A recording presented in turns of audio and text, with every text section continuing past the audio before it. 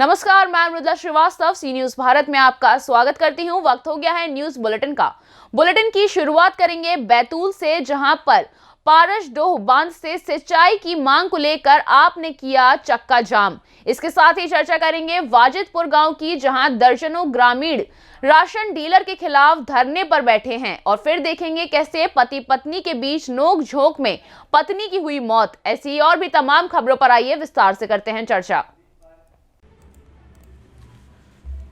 खबर बैतूल से, जहां सड़क मार्ग स्थित जावरा मांडी रोड पर शनिवार को आम आदमी पार्टी जिलाध्यक्ष अजय सोनी के नेतृत्व में क्षेत्र अंतर्गत आने वाले ग्राम गुजरमाल, ढानी, धनोरी हल्का क्षेत्र के सभी किसानों ने सड़क मार्ग पर ट्रैक्टर खड़े करते हुए चक्का जाम कर दिया। इसकी सूचना मिलने के बाद थाना प्रभारी विजय प्रकाश मेहोरे और अन्य प्रशासन के अधिकारी यहां पहुंच चुके हैं। ताजा घटनाक्रम की जानकारी देकर आम आदमी पार्टी के मीडिया प्रभारी विशाल भालेकर द्वारा बताया गया कि पूर्व में इसकी सूचना संबंधित तहसील कार्यालय आठनेर में 2 दिवसीय पूर्व दे दी गई थी। चक्का जाम की सूचना देने के बावजूद भी जल संसाधन विभाग की ओर से सिंचाई के लिए पानी उपलब्ध नहीं कराया गया था।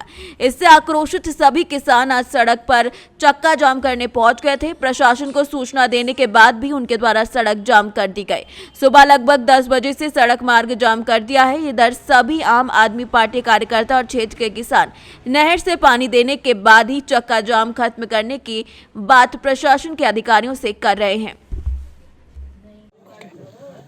आज जैसा कि 3 दिन पहले हमने प्रशासन को चेताया था कि पारसडोह डैम से गुजरमाल और धनोरी पंचायत के किसानों को पानी दिए जाने को लेकर हम सड़क जाम करेंगे।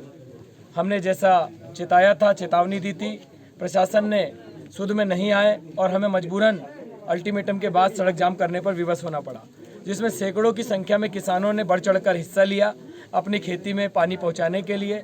संबंधित विभाग के सिंचाई विभाग के अधिकारियों ने आकर जो एक सवाल खड़ा किया है कि पारसडोह से किसी भी प्रकार से कोई पॉइंट जो है ठानी को नहीं दिया गया है और बहुत ही कम सीमित मात्रा में ठानी, गुजरमाल, धनोरी के किसानों को कुछ लोगों को पॉइंट दिया गया हुआ है, लेकिन वो भी पर्याप्त नहीं है। 90% से ज़्यादा किसानों को पानी नहीं मिल पा रहा।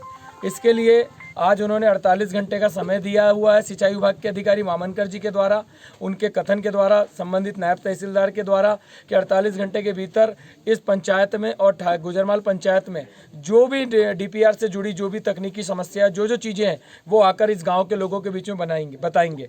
अन्यथा आज उन्हीं की बातों को सुनकर उनके उस आश्वासन पर गाँव के तमाम बड़े बुजुर्ग युवाओं के उपस्थिति में, इनकी सहमति से हम वहाँ से सड़क जाम को जो है हमने तोड़ा है। लेकिन हमारा आंदोलन खत्म नहीं हुआ है।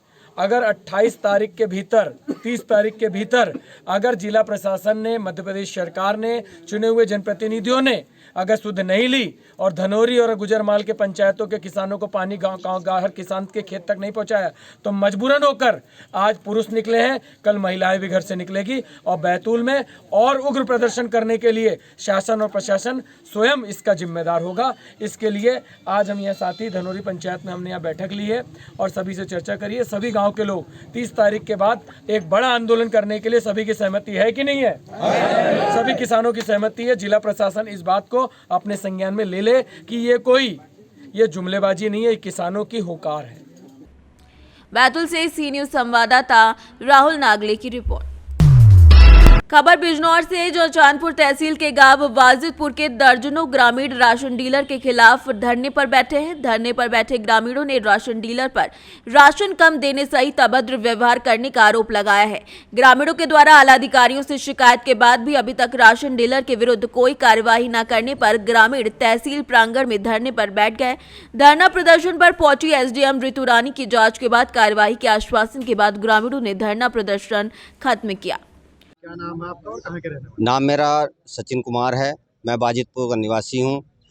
हम धरने पे बैठे हैं, क्या है? धरने पे बैठने का हमारा ये कारण है, पिछले कई महीनों से और साल भर से ज़्यादा हो गया है, राशन डीलर के खिलाफ हम धरना प्रदर्शन कर रहे हैं।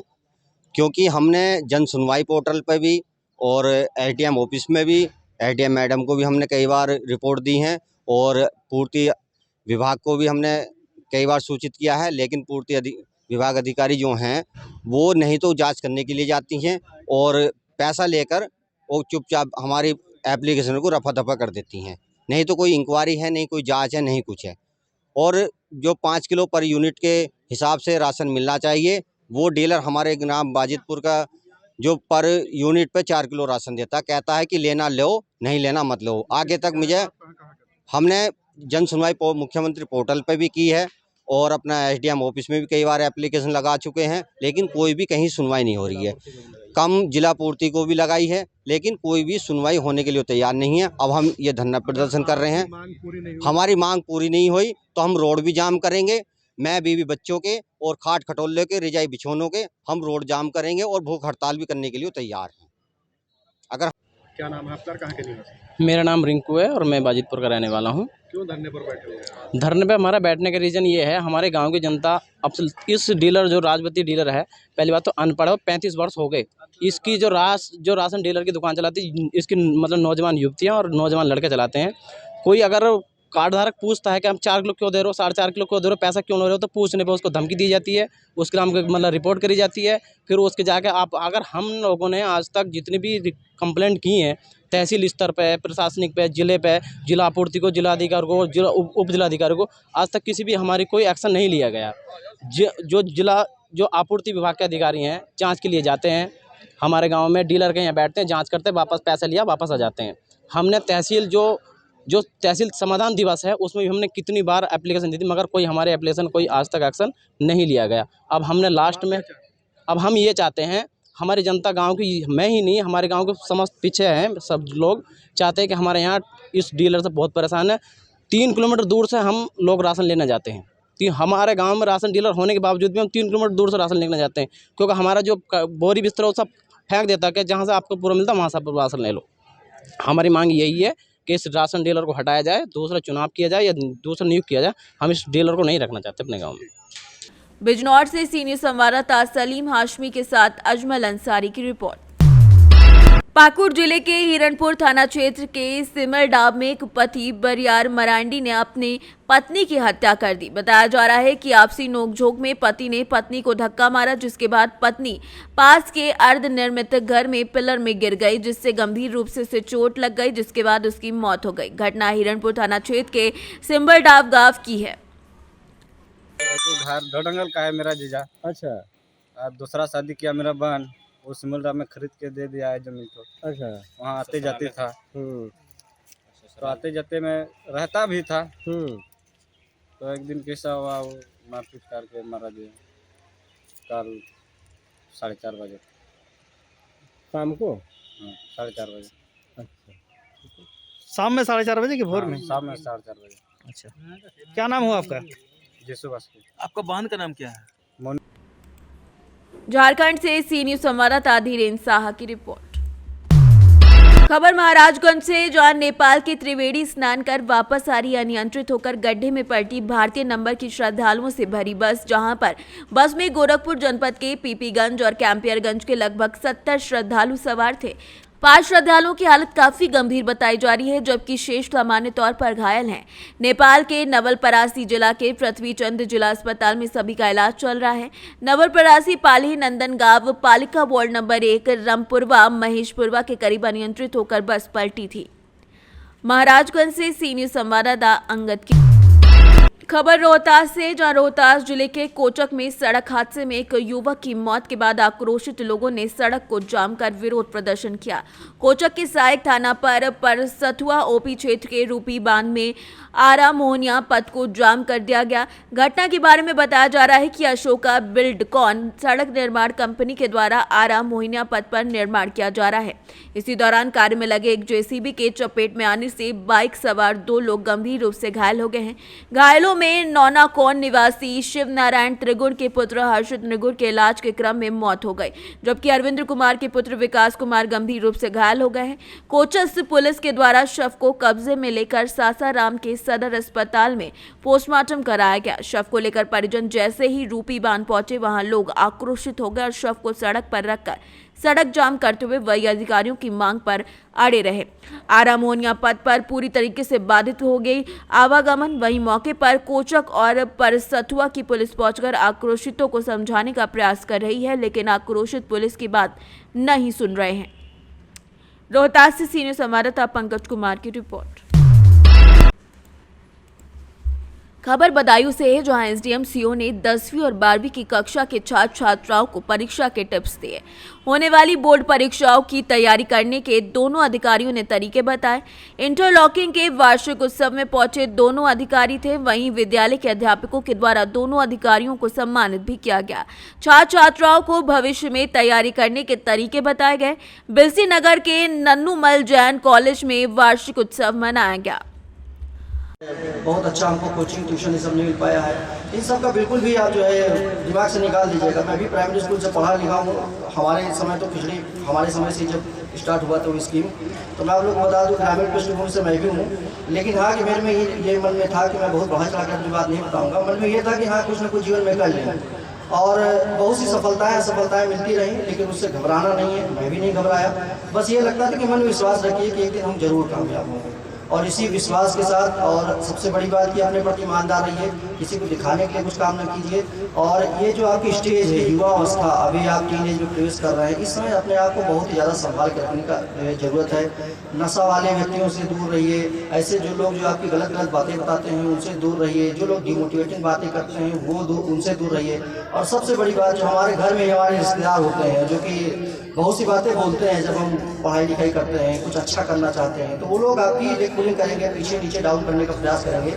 लेकिन यकीन मानिए, जब आप सफल हो जाएंगे, उनकी बातों को इग्नोर करते हुए जब सफल हो जाएंगे, तो वही लोग आपके माल्यार्पण के लिए सबसे पहले आगे बढ़ेंगे। इन सब अनिश्चितताओं को दरकिनार करते हुए आप अपने प्रति ईमानदार रहें, अपने कैरियर पर ईमानदार रहें, और अपने समय को, और जो संसाधन बहुत मुश्किल से मिलते हैं। हमारे माँ बाप बहुत ही मेहनत से, कड़ी तपस्या करके हमको संसाधन देते हैं। उन संसाधनों को पाई का हिसाब अपने पास रखिए। तो मेरा विश्वास है कि जब भी जहाँ भी आप जाएंगे, इस स्कूल का नाम, और अपने समाज का नाम, अपने माता पिता का नाम हर जगह रोशन करेंगे। बदायूं से सी न्यूज़ संवाददाता नईम की रिपोर्ट। खबर फतेहपुर बाराबंकी से है, जहां महीने के तीसरे शनिवार को तहसील सभागार में अपर जिलाधिकारी बाराबंकी राकेश कुमार सिंह की अध्यक्षता में संपूर्ण समाधान दिवस का आयोजन किया गया, जिसमें लोगों की समस्याओं को अधिकारियों द्वारा सुना गया, साथ ही अपर जिलाधिकारी द्वारा दिए गए दिशा निर्देश। इस अवसर पर उप जिलाधिकारी फतेहपुर डॉक्टर सचिन कुमार वर्मा, सीओ फतेहपुर रघुवीर सिंह समेत कई लोग उपस्थित रहे। बाराबंकी से सी न्यूज़ संवाददाता नफीस अहमद की रिपोर्ट। आज कांकेर जिला के नरहरपुर विकासखंड में रेस्ट हाउस में ब्लॉक स्तरीय बैठक रखी गई, जिसमें कांग्रेस पार्टी के द्वारा निर्देशित किया गया कि 26 जनवरी से कांग्रेस पार्टी के द्वारा हाथ में हाथ जोड़ो के कार्यक्रम का शुभारंभ किया जाएगा, जिसमें नरहरपुर ब्लॉक के प्रभारी शंकर ध्रुवा बैठक कर नरसिंहपुर ब्लॉक के कार्यकर्ताओं से चर्चा कर हाथ में हाथ जोड़ो कार्यक्रम को सफल बनाने के लिए अपील करती नजर आए।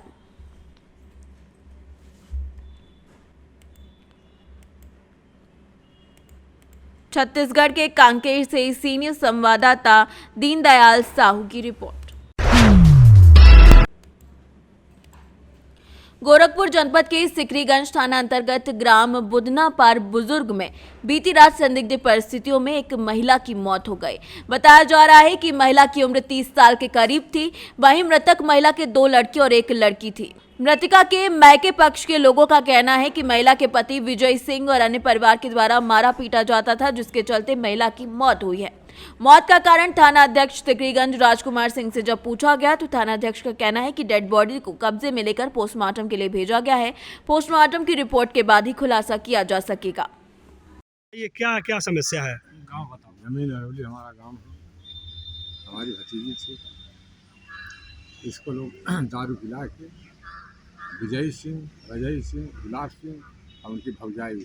आपकी बेटी का कहाँ शादी हुआ था? बुधना पार। थाना कौन सा पड़ता है? सिकरीगंज में। तो कब का मामला है ये जो आप बता रहे? 12 बजे रात में लोग मरने होते, दवा करावे बहाना लगा रहे, गोरखपुर भर्ती लोग रात में मार। कैसे जानकारी मिली आपको? जानकारी लड़का नाती फोन कर ले कि नाना हो मर गई हमारी उम्र। तो बताया होगा ना कैसे मरी है, क्या है? हाँ, वो बतौले कि गिर के मर गई, मतलब हथौड़ी से बतावा कि कुछ मर लो कपार। 1 हफ्ता पहले मर लिया। क्या कह रहे हैं आप? आप कौन है? आप कौन है? भाई है उनके। क्या नाम है आपका? दुर्गा सिंह। क्या कह रहे हैं आप? आपको कैसे जानकारी मिली? क्या है? आपकी बहन का फोन आया था क्या? कैसे जानकारी? बहन ने फोन की थी, छोटी वाली बहन को। हाँ। वो छोटी वाली बहन हमें फोन की। हाँ। तो हम लोग सुबह आए, हाँ। देखे मरी हुई पड़ी थी, सब जख्म है, शरीर में। तो वहाँ पे अपने जो आपके जीजा हैं, हाँ। उन लोगों से आपने पूछा नहीं कि कैसे घट पूछे तो वो बोले दारू पी थी हैं, अब ये लोग दारू जबरदस्ती उसको पिला कर मार दिए। यही है सब। चाहते क्या हैं आप लोग? इंसाफ मिले, उनके ऊपर कार्रवाई हो। अभी आप थाने को सूचना दी है? हाँ, सूचना दी है थाने पे। क्या क्या कहा गया आपको? वो लोग बोले पोस्टमार्टम के लिए भेज दिए, रिपोर्ट आने के बाद फिर उनके ऊपर मुकदमा कायम होगा। हाँ, और हमें थाने पे हम बैठे फिलहाल अभी। गोरखपुर से सीनियर संवाददाता अनूप कुमार सिंह की रिपोर्ट। बसंत पंचमी के अवसर पर नगर में चुनरी यात्रा का आयोजन किया जाएगा। आयोजन की सफलता को लेकर आयोजक समिति के द्वारा तैयारियां की जा रही हैं। बीते कई सालों से आयोजक समिति के द्वारा चुनरी यात्रा का आयोजन बसंत पंचमी के दिन ही किया जा रहा है। नगर के करीब 8 किलोमीटर दूर स्थित प्रसिद्ध धार्मिक स्थल सजनी धाम में बसंत पंचमी यानी कि 26 जनवरी को चुनरी यात्रा प्रारंभ की जाएगी। यहाँ पर मंदिर में विराजित हनुमान जी महाराज सहित अन्य देवी देवताओं की पूजा अर्चना कर यात्रा सिलवानी के लिए प्रारंभ होगी, जो कि मां विजयासन मंदिर पहुंचकर समाप्त होगी। यहां पर मां विजयासन को धार्मिक अनुष्ठान के साथ 2151 मीटर लंबी चुनरी अर्पित की जाएगी। चरण सेवक मोनुमंत अंबर ने बताया कि बसंत पंचमी के अवसर पर 26 जनवरी को मां विजयासन चुनरी यात्रा समिति और समस्त हिंदू समाज के द्वारा चुनरी यात्रा का आयोजन किया जा रहा है। रायसेन से सी न्यूज संवाददाता राजेश कुमार साहू की रिपोर्ट। फिलहाल के लिए इस न्यूज बुलेटिन में बस इतना ही। देश और दुनिया की तमाम खबरों को जानने के लिए देखते रहिए सी न्यूज भारत। हर खबर आपके साथ, आपके हाथ।